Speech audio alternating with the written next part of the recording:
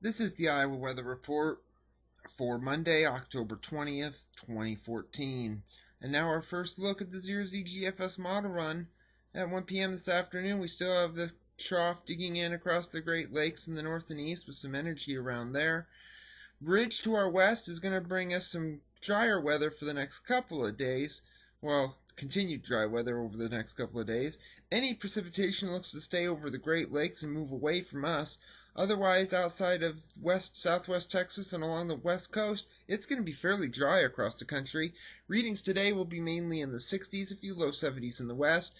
Going into Tuesday, it'll be a tad cooler with high pressure kind of nosing in from the north and northeast. That could drop readings in the upper 50s here in the eastern counties, lower to middle 60s in the west. Then we have a bit of disturbance coming in very late on to Wednesday, mainly Wednesday afternoon in the western counties and into Wednesday evening and into Thursday morning in the central and eastern counties.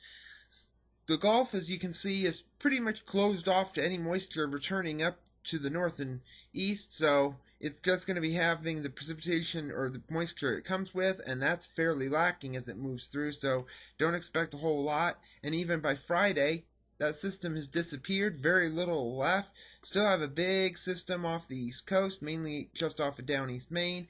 Have a new system coming into the north and west, and that'll be a system we have to watch as we go into next week.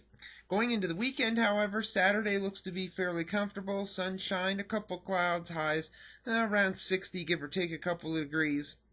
But then it's this system we have to watch to the west. It starts to come in, could spark an isolated shower here by Sunday. It could remain dry for most of the state on Sunday, but Sunday looks to be the worst of the 2 days of this coming weekend. And then, of course, as we go into another work week next Monday, the system is going to be moving through the state. So a week from today looks to be at this point rather wet with the system moving in. And like this last system, the Gulf looks to be fairly closed, but this system has a lot more moisture with it than the system coming at midweek this week.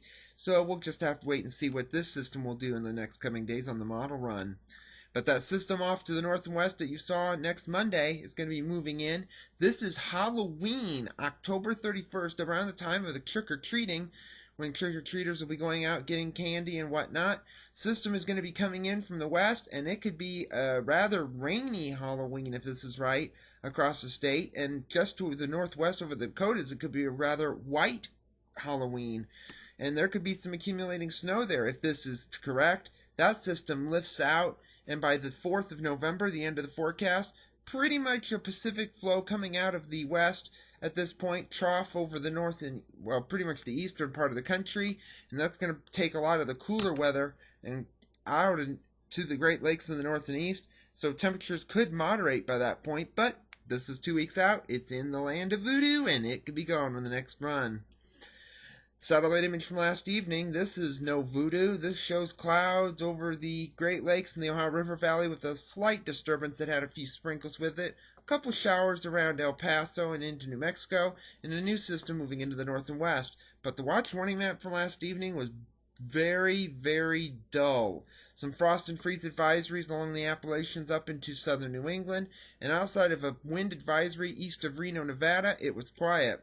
QPF chart doesn't look as quiet. This is rainfall or precipitation through Friday evening at 7 o'clock, showing some heavy rain in the north and west, the northeast, South Florida. Around here, some rainfall amounts, maybe a quarter to half an inch, mainly in the western counties.